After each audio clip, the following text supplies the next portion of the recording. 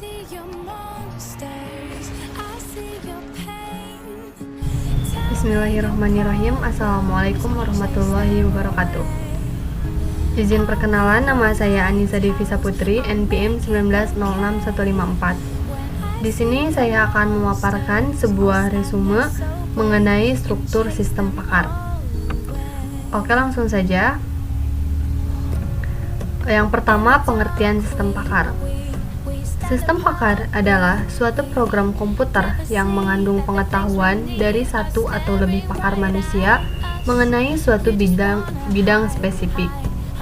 Jenis program ini pertama kali dikembangkan oleh riset kecerdasan buatan pada dasawarsa 1960-an dan 1970-an dan diterapkan secara komersial selama 1980-an.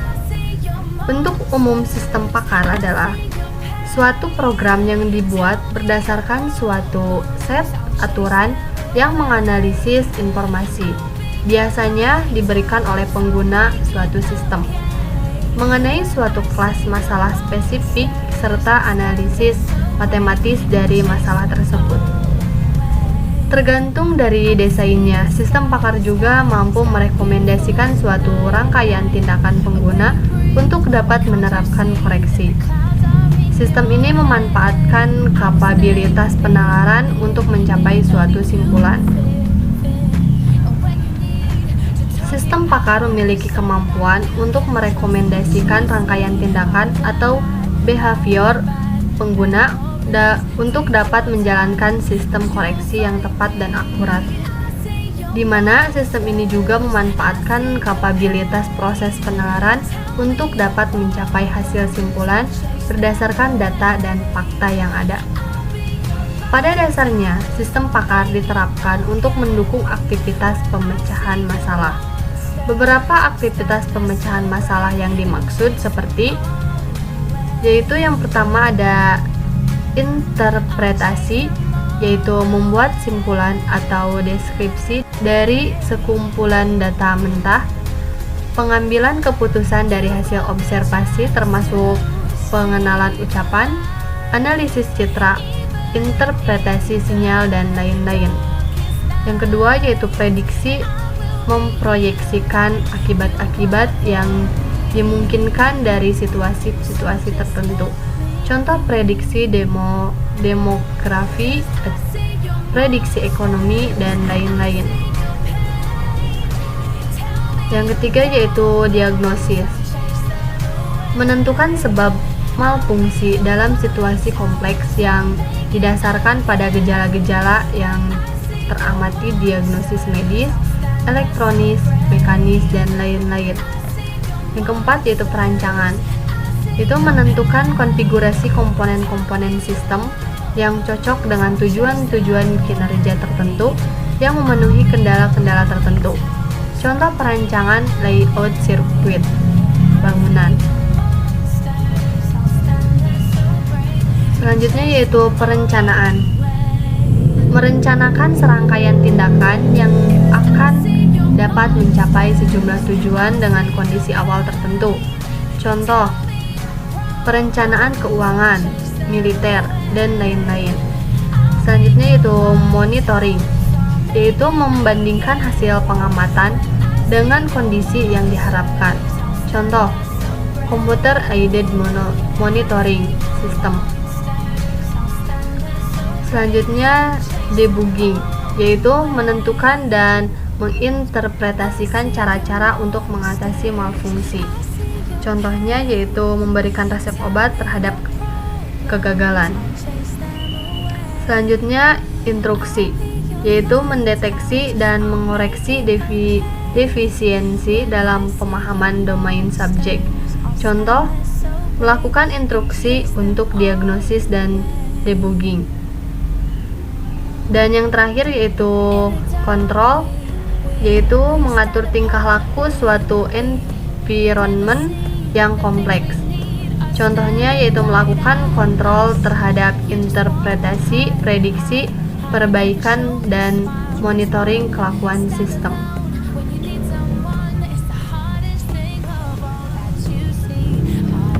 Nah, di sini ada gambar. Gambarnya yaitu di sini terbagi menjadi dua. Ada lingkungan konsultasi dan lingkungan pengembangan. Nah, untuk lingkungan konsultasi di sini terdapat dari pengguna, antar muka pemakai, aksi yang direkomendasi, lalu ada fasilitas penjelasan, mesin inferensi, dan papan tulis.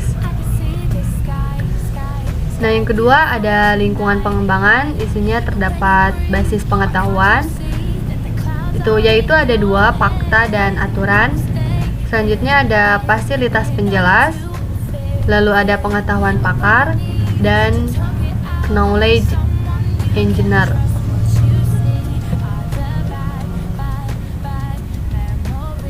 Yang kedua yaitu mengenai struktur sistem pakar. Menurut Kusuma Dewi, sistem pakar disusun atas dua bagian yang penting, yaitu lingkungan pengembangan atau development environment dan lingkungan konsultasi, consultant environment. Lingkungan pengembangan digunakan sebagai pembangunan sistem pakar, baik dari sisi pembangunan komponen atau basis pengetahuan. Lingkungan konsultasi juga digunakan untuk berkonsultasi oleh orang yang bukan ahlinya. Komponen yang terdapat pada arsitektur atau struktur pada sistem pakar antara lain yang pertama ada antarmuka pengguna atau user interface. Antarmuka pengguna adalah mekanisme yang digunakan oleh pengguna sistem pakar di dalam melakukan komunikasi. Antarmuka menerima informasi dari pengguna dan merubahnya ke bentuk yang dapat diterima oleh sistem. Antarmuka juga menerima sistem serta menampilkan dalam bentuk yang dapat dimengerti oleh si pengguna. Yang kedua yaitu ada basis pengetahuan. Basis pengetahuan yaitu yang berisi pengetahuan untuk pemahaman, formulasi, serta penyelesaian masalah. Yang ketiga yaitu akuisisi pengetahuan. Akuisisi pengetahuan adalah akumulasi, transfer, dan transformasi keahlian dalam mengatasi masalah dari sumber pengetahuan pada program komputer. Di dalam proses ini, knowledge engineer berupaya untuk melakukan penyerapan pengetahuan untuk kemudian ditransfer ke dalam basis pengetahuan. Pengetahuan diperoleh dari pakar, dilengkapi dengan buku, basis data laporan penelitian, serta pengalaman pengguna. Yang keempat yaitu ada mesin atau motor inferensi. Komponen ini berisi mekanisme pola pikir serta nalar yang digunakan oleh pakar saat mengatasi masalah. Mesin inferensi adalah program komputer yang menyajikan metodologi di dalam menalar tentang informasi yang ada pada basis pengetahuan di dalam workspace dan untuk memformulasikan kesimpulan. Lalu selanjutnya ada workplace atau blackboard.